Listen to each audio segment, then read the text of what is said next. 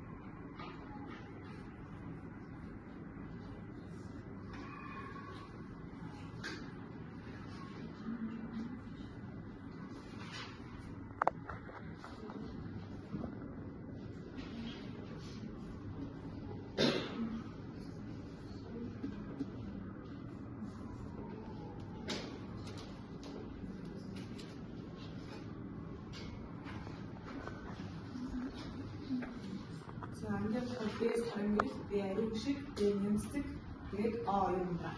Одоо ер нь тэгээд яг хажууд сууж байгаа хүмүүсийнхаа үеийг чинь.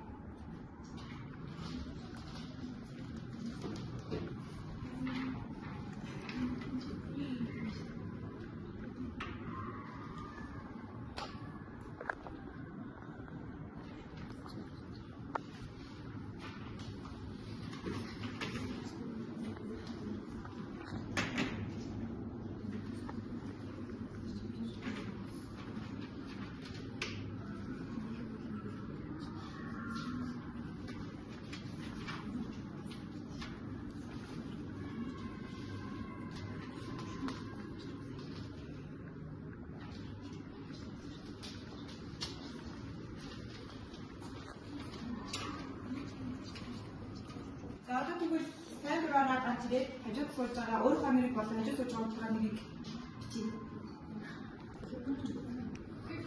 За.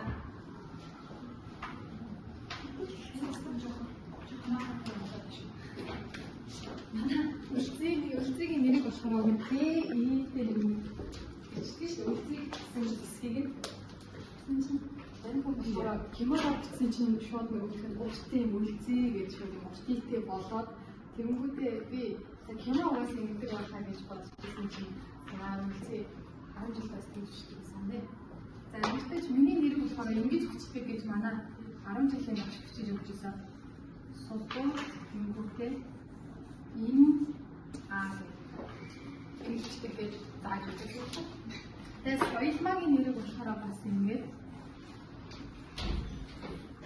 соёл гэж тэгээд үлцгийн нэрийг болохоор би уулын нэргүй яг үлцгийг нэг араас нь шууд хишг нь ороод ирчих болов гэж бодсон чинь уртын ихээр тэгээд жоохон гайхаж байна. Энэ хүн шууд ингээд бичих болов гэж би бодсон. Тэгсэн чинь ингэж бичих болов гэж бодсон. Тэгсэн чинь ингэж бичигдээд байна. Энэ бэлэн бичдэг гэсэн. Яг энийг хийж байна. Одоо өнөөдрийн энэ багт бидэрт тайлыг тарьж өгч.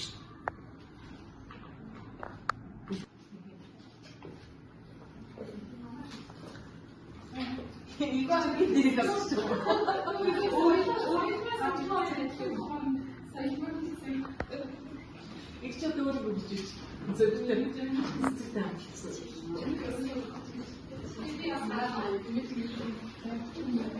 хүний нэрийг төлөв хаамаар за тэдний өөрсдөө үзээд тань өөрсдөө нэрийг шийдчихэж байгаа. Бич. Энэ ангийн миний нэр гэдэг нь хамгийн хөвгтөн гэсэн зүйл гэдэг тийм ч юм шиг юм. Хитгэнэ энэ аадон хүүшийн хамгийн их чүцтэй байгаа юм. Үгүй ээ. Нэр тийм юм. Чи тэ хамаагүй нэг хэлсэн юм. Хитгэн чиний нэр хос гэдэг юм.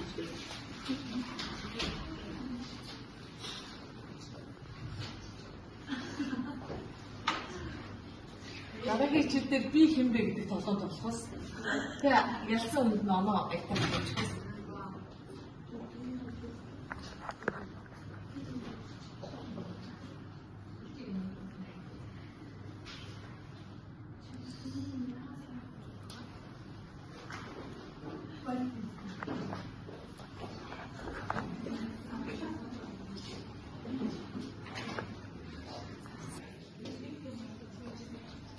Энд жоохон сонирхолтой.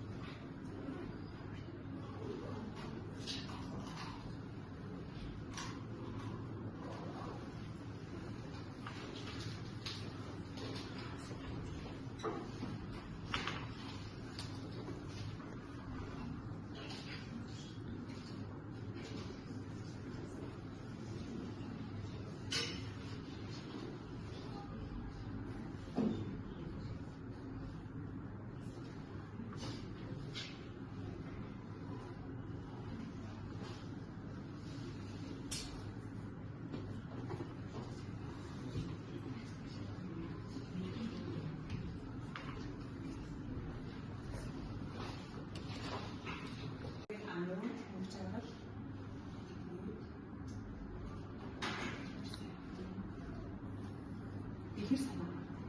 Тэгээд